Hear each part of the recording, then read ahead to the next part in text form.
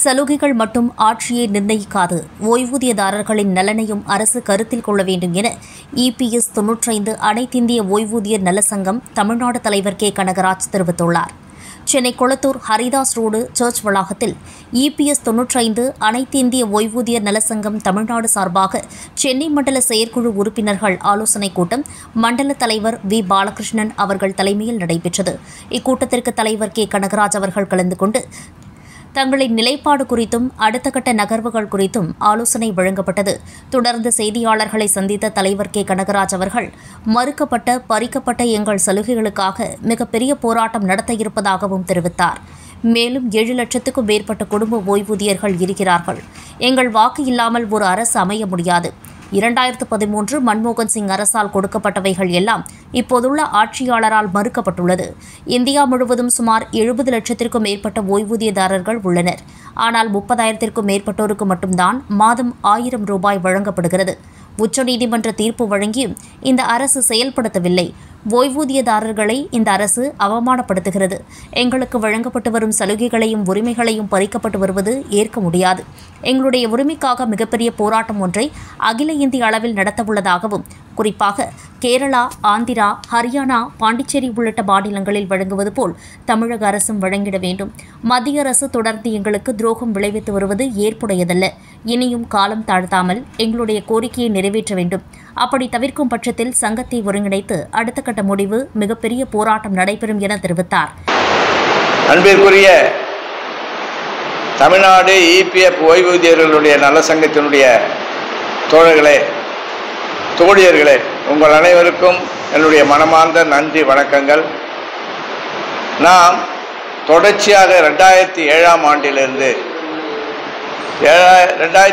ஆண்டிலிருந்து தமிழகத்திலே இபிஎஸ் ஓய்வூதிய நல சங்கத்தை உருவாக்கி பல்வேறு போராட்டங்களிலே இந்தியா முழுவதும் உள்ள பல்வேறு மாநிலங்களிலே நாம் பங்கேற்று நடத்தி வருகிறோம். இதன் தொடர்ச்சியாகத்தான் 2013 காங்கிரஸ் ஆட்சி ஆண்டபோது நாம் எடுத்துக்கொண்ட பெருமுயற்சியின் காரணமாக அன்றைக்கு பிரதமராக இருந்த மன்மோகன் சிங் அவர்கள் குறைந்தபட்சம் 1000 ரூபாய் தற்போது வழங்கப்படும், மீண்டும் நாங்கள் ஆட்சிக்கு வந்தால் 3000 ரூபாய் வழங்கப்படும் என்ற உத்தரவாதத்தை கொடுத்தார்கள். அதற்கு பின்பு ஆட்சி மாற்றம் ஏற்பட்ட பிறகு புதியதாக பொறுப்பேற்ற அரசு இதை அமுல்படுத்த மிக காலதாமதப்படுத்தியது.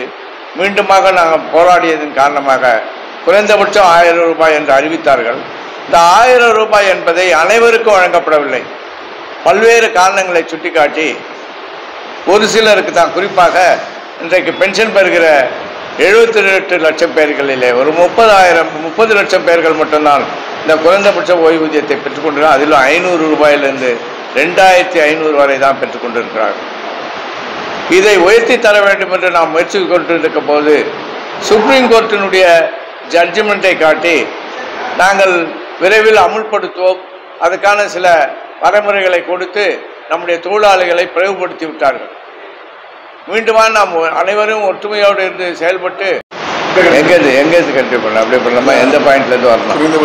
குறைந்தபட்சம் 9000 ரூபாய் பஞ்சப்படியுடன் வழங்க வேண்டும் என்றும், பறிக்கப்பட்ட உரிமைகளான ஆர்ஓசி, கம்யூட்டேஷன் மற்றும் ஆனுவல் ரிலீஃப் போன்றவற்றை திரும்ப பெற வேண்டும் என்றும்,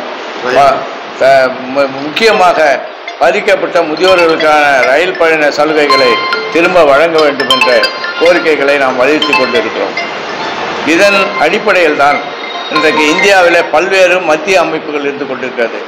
all India coordination committee, national coordinating committee, national coordinating committee of retireds என்ற பல்வேறு அமைப்புகள் இருக்குது. இந்தியா முழுவதும் இந்த அமைப்புகளை ஒருங்கிணைக்க வேண்டும் என்ற முயற்சியை நாம் மேற்கொண்டிருக்கிறோம். அதற்கு ஒரிசாவில் இருக்கிற தோழர்களும் மற்ற மகாராஷ்டிரா தோழர்களும் நம்மிடத்திலே கேட்டுக்கொண்டதற்கு இணங்க இந்தியா முழுவதும் இருக்க பல்வேறு மாநில தலைவர்களோடு நாம் கலந்துரையாடலின் அடிப்படையில் இன்றைக்கு ஜூன் மாதம் 15ஆம் தேதி இந்திய அளவில் உள்ள ஓய்வூதிய சங்கங்களை ஒருங்கிணைத்து அடுத்த கட்ட நிகழ்வுகளை முடிவெடுக்க தீர்மானித்துள்ளோம். இந்த முடிவுகளை தொடர்ந்து தமிழகத்திலும் நாம் அடுத்த கட்ட நிகழ்வுகளை நடத்த உள்ளோம்.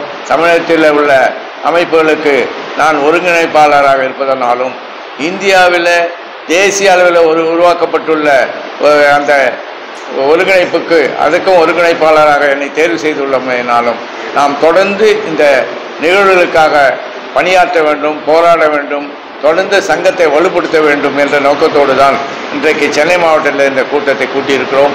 இதற்கு பங்கேற்ற தோழர்களுக்கும் ஆதரவு கொடுத்த தோழர்களுக்கும் நம்முடைய சங்கத்தின் சார்பாக மனமார்ந்த நன்றியை தெரிவித்துக் கொள்கிறோம். நன்றி, வணக்கம். இந்தியா சுதந்திரத்துக்காக போராடிய போது சுதந்திரமே வேண்டாம் என்று சொன்னவர்கள் இன்றைக்கு நாட்டை ஆண்டு கொண்டிருக்கிறார்கள். இந்திய நாடு சுதந்திரம் பெற்ற போது ஒரு குண்டூசிக்கும் சோடா பாட்டிலுக்கும் அந்நிய நாட்டினுடைய கப்பல் இங்கு வந்தால் தான் அது கிடைக்கும். அந்த சூழ்நிலையில் அன்றைக்கு இந்திய தேசியத்தில் சுதந்திரம் பெற்று பொறுப்பேற்ற மரியாதைக்குரிய ஜவஹர்லால் நேரு அவர்களும் அதற்கு பின்னால் ஆட்சிக்கு வந்த இந்திரா காந்தி அவர்களும் இன்றைக்கு உலகளாவிய அளவில் மிகப்பெரிய சக்தி வாய்ந்த நாடாக உருவாக்குவதற்காக திட்டமிட்டார்கள். அவர்கள் பழையவர்களை ஒழித்தவர்களை நன்றி கூர்ந்தார்கள். இன்றைக்கு ஆட்சியில் இருக்கிறவர்களுக்கு இந்த வரலாறுகள் எல்லாம் தெரியவில்லை.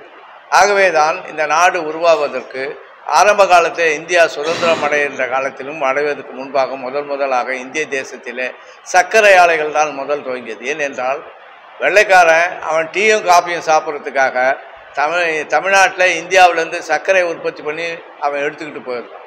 அதுக்கப்புறம் டெக்ஸ்டைல் உருவாச்சு, அதுக்கப்புறம் தான் பல இண்டஸ்ட்ரீஸ்கள் உருவாச்சு. அப்போ உழைத்ததுனால தான் நம்முடைய பொருள்கள் வெளிநாடுகளுக்கு செல்வதனால்தான் அந்நிய செலாவணி ஈட்டப்பட்டது. அந்நிய செலாவணி கிடைத்ததுனால்தான் புதிய தொழிற்சாலைகள் உருவாக்கப்பட்டது. அப்போ அந்த பழைய தொழிலாளர்களை சிந்திக்கின்ற மனப்பான்மை உள்ளவர்கள் இன்றைக்கு ஆட்சியில் இல்லை. ஆகவே தான் அவர்கள் தொழிலாளர்களுக்கு ஏற்கனவே உழைத்தவர்களுக்கு நியாயமாக கொடுக்க வேண்டிய உரிமைகளை கொடுக்க முடிகிறார்கள். உலகத்தில் உள்ள பல்வேறு நாடுகளில் ஓய்வு பெற்ற ஊழியர்களுக்கு ஓய்வு பெறுகின்ற நேரத்தில் கடைசியாக அவர்கள் வாங்கின சம்பளத்தை முழுமையாக பென்ஷனாக வழங்குகிறது. சில நாடுகளில் 50% வழங்குகிறார்கள். முதியோர்களை மிக கவனமாக கவனிக்கிறார்களுக்கு வேண்டிய அனைத்து சலுகைகளும். இந்திய தேசத்தில் இப்போது ஆளுகின்ற ஆட்சியாளர்கள் முதியோர்களுடைய அறிவுரையும் தேவையில்லை, அவருடைய உழைப்பை பற்றியும் நினைப்பதில்லை, கொடுக்க மறுக்கிறார்கள். இதுக்கு என்ன செய்வது என்றே தெரியாமல் தான் நாங்கள் போராடி கொண்டிருக்கிறோம்.